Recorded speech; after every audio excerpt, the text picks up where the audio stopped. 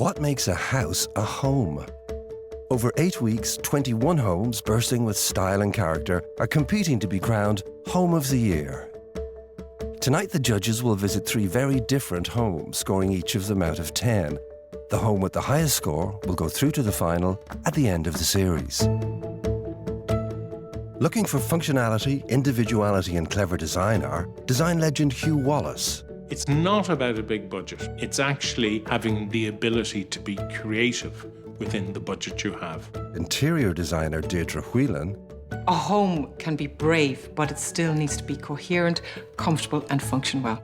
And award-winning architect Peter Crowley. What I do not want to see in this competition are homes that have prioritised style over substance. But there can only be one winner. This is Home of the Year. Architect Robert Logan lives in Antrim with his wife Julie and their children in a reimagined contemporary farmhouse he designed. The house sits alongside his parents' home, also designed by Robert.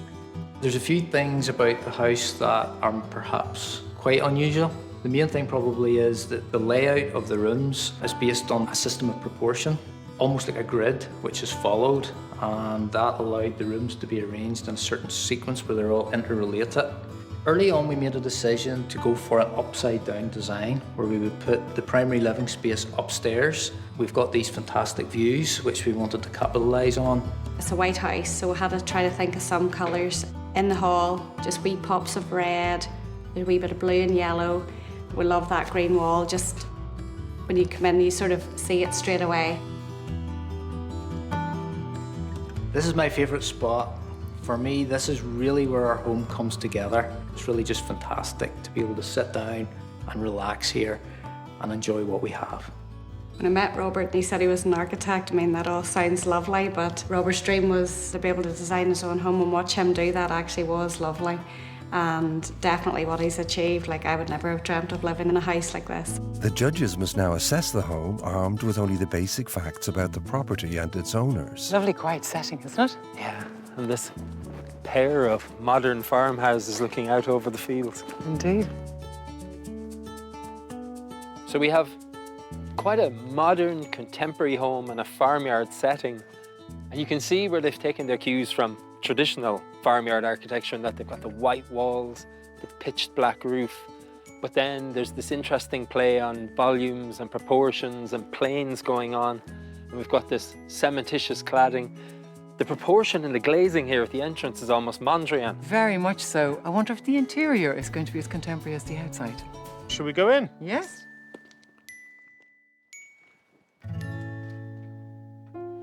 Oh, what a great entrance hall. Well, there you go, Peter. A copy of the famous Piet Mondrian painting, which obviously inspired this home, and the Rietveld's chair here in the corner. There's quite a lot happening in this space, isn't there? You've got all of these volumes shooting around. Big double height space with the glazing running right to the top for the entrance. And then we have the stairs coming down to meet us, but not quite touching the floor. Yeah, like a floating staircase. I like the detail of the timber runner in the middle because it just softens the staircase visually. And we have a bubble chair hanging out of the ceiling, so somebody enjoys sitting there and chilling out.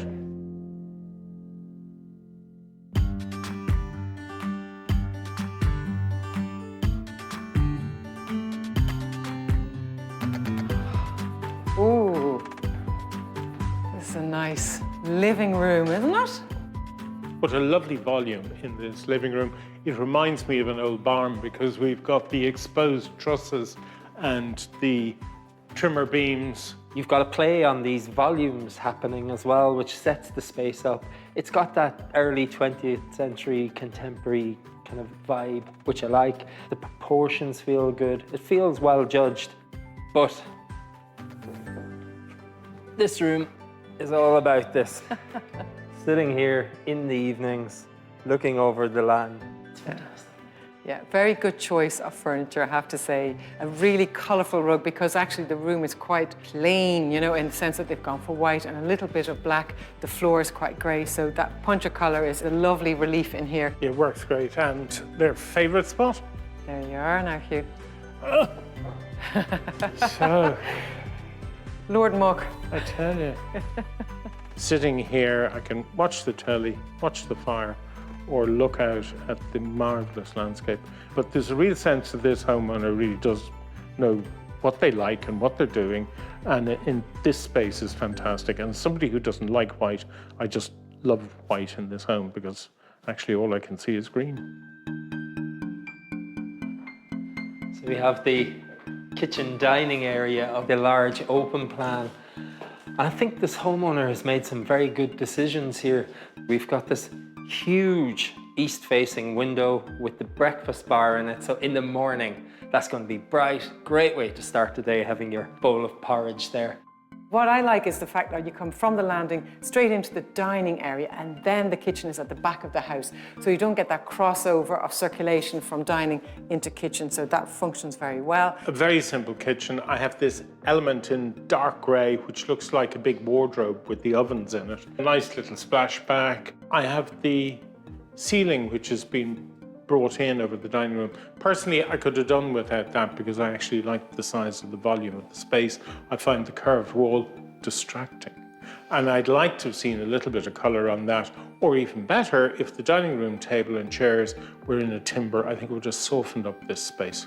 I agree with you. I think there's definitely a monochromatic feel to it, and a touch of timber in here would be brilliant. Also, as much as I like the fact that there's a lower ceiling over the dining area, that area above it is going to be some dust trap, and I wouldn't want to be cleaning that one, I'll tell you.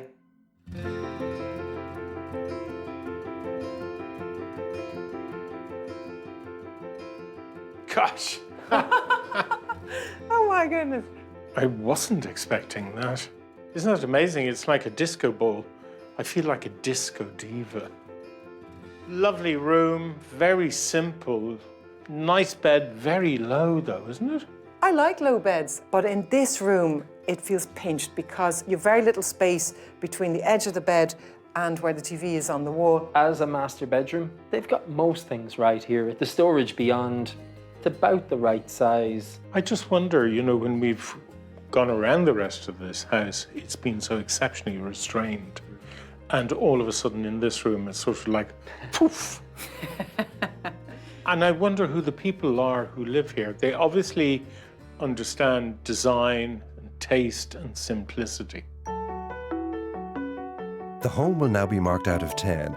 One score will be held back until the judges have seen all 3 homes, when their combined scores will be revealed. This homeowner has done a fantastic job of designing a contemporary home in a farmland setting. The open plan kitchen dining living area on the first floor works particularly well. I give this home an 8.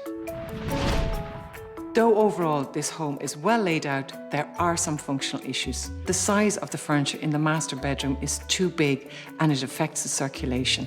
I'm giving it an 8.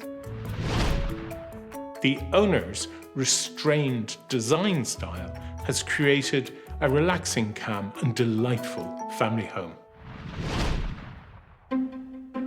When interior designer Emily Cunan bought this terraced house near Dublin city centre, it needed a complete renovation. Generally, these houses are 2 up, 2 down. So when I came in, I wanted to open up the whole space, make it a lot brighter, make it feel a lot bigger. The big challenge has been to fit everything that you would normally have in a larger home in a very compact space. With my bedroom, we reused the original floorboards in the house. I created a mural behind the bed to give it a point of interest, I guess, and then put in a psychedelic forest on the opposite side of the bed.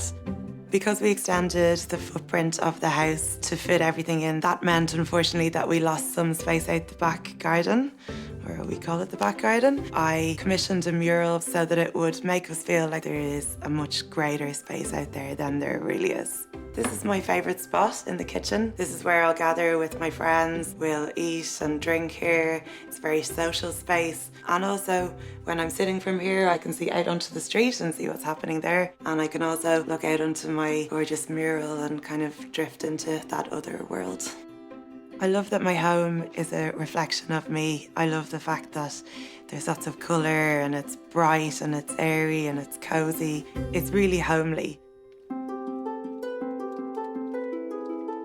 These are amazing houses when you think about them, because when they would have been built, there was 6 or 8 people living in these very small homes. The auntie would have been next door and the granny up the road. Real sense of community. And funny enough, that still exists in these areas today. That's right, that's right. I lived around here myself for 10 years. Fascinating area, really interesting. Well, I love the colour of the front door. I'm curious if there's going to be as much colour inside as we're seeing outside. Let's go and explore.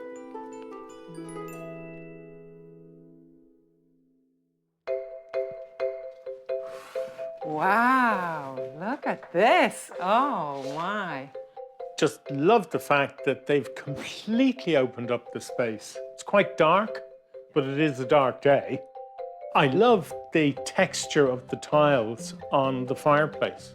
In these small houses, you have to use every square inch available to you, and it seems they've picked up every nook and cranny as storage. Everywhere has shelves, little inlets.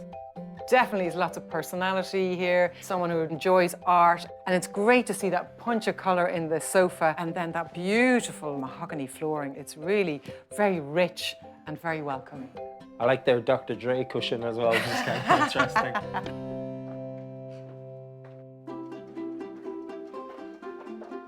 This would have been traditionally a return on one side and an open yard on the other side in these houses. But these guys seem to have gone and taken in almost the entire area. You must have to keep the lights on in this house all the time. Like, we're in the summer here, so can you imagine what it'd be like in the winter?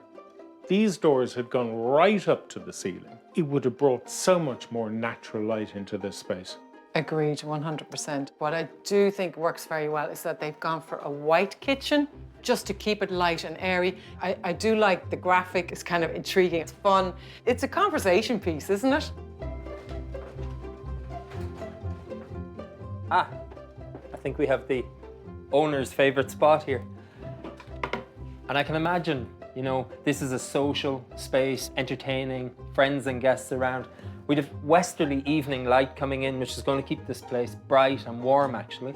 I think it's a really pleasant space to sit. And the ergonomics of this house are really understood. You know, you've got more storage here, so they've used every inch of this house.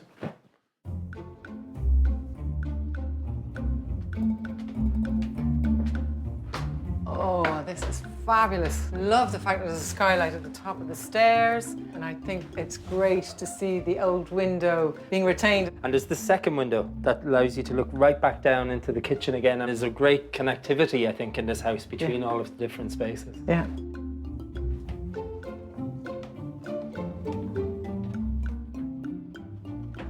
Oh, fantastic. Complete surprise. I just love the fact that they've gone so brave with the tiling in the shower, a roof light letting lots of light in, and then that amazing wallpaper. I mean, it's fun, it's exciting, and I love it. We talked about the ergonomics downstairs, and by golly, beautiful little bathroom. I love the idea that the WC is hidden, and yet you just have a step-in shower. Great detail. Yeah. Oh my goodness. Ha ha. Look at that fantastic graphics that we've seen in the rest of the house. They've introduced a very interesting detail over the light with the feathers applied. I'd say at night it creates a lovely atmosphere. I have mixed feelings about this room, to be honest. I like the boards here. I think they've come from downstairs and they've reused them. That's great. However, I find this space too claustrophobic. It's closed in, there's too much happening on every wall. There is no natural light.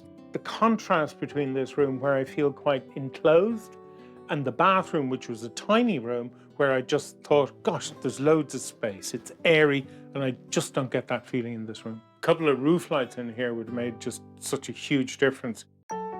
Having renovated and lived in one of these houses, I'm very aware of the challenges that the designer faces. There's a lot of ingenuity, there's a lot of creativity. However, light is compromised, and I found the master bedroom a little claustrophobic. For that reason, I would reduce a potential 8 to a 7. This homeowner has given us a masterclass in ergonomics. Their use of space is fantastic. A couple of items I think could have been handled better, one of which is the need for more natural light. I'm giving this home a 7. The owner's creativity and personality are written all over this home. I particularly like the bathroom. It really shows skill in space planning and clever use of colour and graphics. It was love at first sight for Nico and Mike Kirkwood when they found their 19th century cottage near Belfast, but it took a lot of hard work to turn it into their dream home. When we bought the house, it was very plain. Very, very plain. There was nothing really to it. Basically, I've done all the interior designing myself. I started with the snug room. I was going through magazines, looking at lovely homes, and I really liked the dark walls. So I suggested to Mike, let's paint the snug room black. I had big reservations about it. I just thought it's going to completely close the room in. But I went ahead anyway, and by the time he returned from work, the room was dark, and he loved it. Well, that's sort of true. Every room in the house tells a different story because every room is so different, and that's why we like it. Upstairs is all about the light. Our balcony room was one of the selling points for the house. It gives us great views of the garden and the fields just across from us. My favourite spot in the house is our snug room, which is where we relax with our 2 dogs. It's very cosy, and we just light the fire in the winter time, and it's just lovely. The thing I love most about our home is that it's so versatile, and every room is different. We enjoy coming back to it. I think that says a lot. We're lucky and travel a lot to beautiful places, but we always are keen to come home and we love our home. It just means everything to us. Really pretty setting, isn't it? Yeah, it's fantastic. I think it's a really simple little house, but I get a glimpse of what's behind. I'm really interested to see what's there.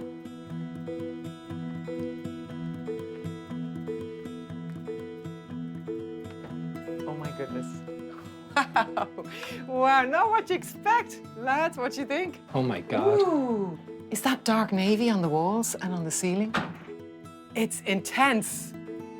It feels almost like a setting. There's a lot to take in. There's a lot happening. Yeah, very interesting. It's like a stage set for living in, isn't it? Yeah. One of the things, for me, a fundamental of a living space is light.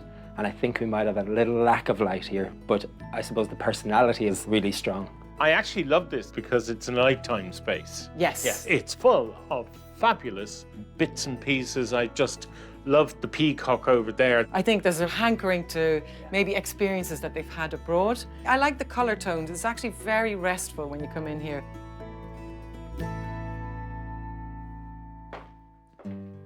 Look at that, their favourite spot. Interesting that the dark colour is in here as well on the walls, but they've opted for white on the ceiling, which really helps to increase the light level you get in here. So I'd say this room is where you come in, have the fire lit, sit on the couch with the dog and chill out. I think we might have a clue over here as to why it's the favourite spot. The gramophone just looks fantastic. So I can imagine sitting here in the couch. The acoustics are probably excellent in this room. I'm just wondering what age the person is who lives in this house. Are they in their 60s and it's their bits and pieces collected over a lifetime, or in their 30s and they're collectors? So I'm looking forward to finding out. Absolutely.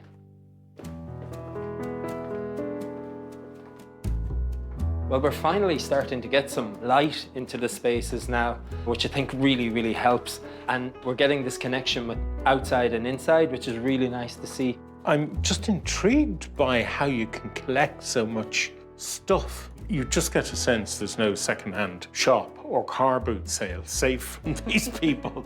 It's overwhelming. But what I do like is, okay, we've got the dark colours on the walls, there's a lot of dark colours in the joinery elements, but the white ceiling, it's bringing a lot more light into the room. Yeah, for me, I think there's too much in this house.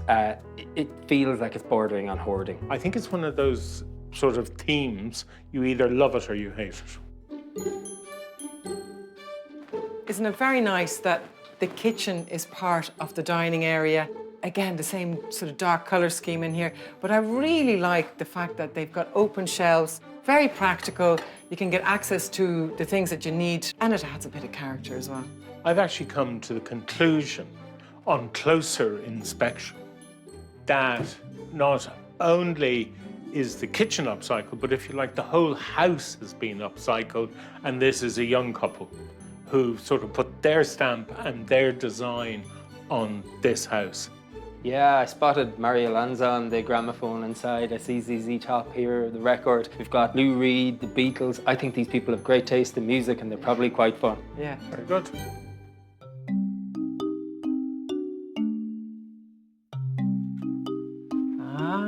The master bedroom. It's fascinating traveling through the house because the rooms have different design styles. Up here, I feel I'm in Italy because of the way the colours on the wall are working. It's almost like tie-dye, where they've applied the paint from a darker shade to a lighter shade and going into white. And the white's lovely on the ceiling because it keeps it nice and light. They've taken a fairly compact property. Yeah. They've got so much of their own personality into the space that's very admirable. But at times it feels like it's been shoehorned a little and it's just a little too much. Oh my goodness, look at this. Oh, this is very pretty, isn't it? I wasn't expecting this at all. Bedroom and fabulous wallpaper.